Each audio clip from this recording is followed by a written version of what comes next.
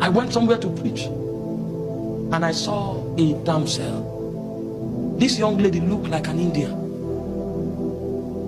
When I looked upon this lady, I thought maybe she came for that meeting to trust God to win a contract, because everything about her showcased excellence and glory.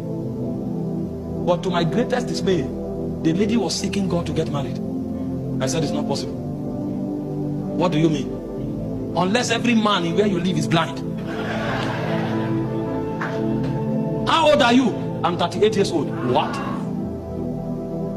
Have you been locked up in your room all your life? How come? She said nobody has asked her out in the last 7 years. That was the day I discovered that there's a mystery about light and darkness. There's a mystery, great mystery. It was from that day that I came up with the understanding that it's not beauty that gets people married, it's favor.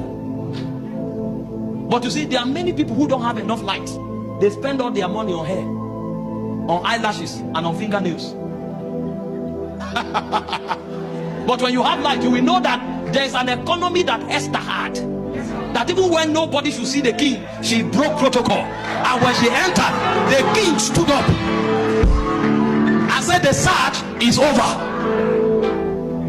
It will take light. It will take light. Too many people don't have light. Somebody entered ministry. He wanted to start ministry in Abuja, and they gathered 100 million and entered the city. Said they've come to take over the city. He said, relax. How much is billboard? He paid for it. How much is tent? He paid for it. After 4 months, they became 3 in the tent. That was when he knew that what you need to start a ministry is not money, it's light. I wish you understood the excellency of light. You wouldn't jump into that business until you have light.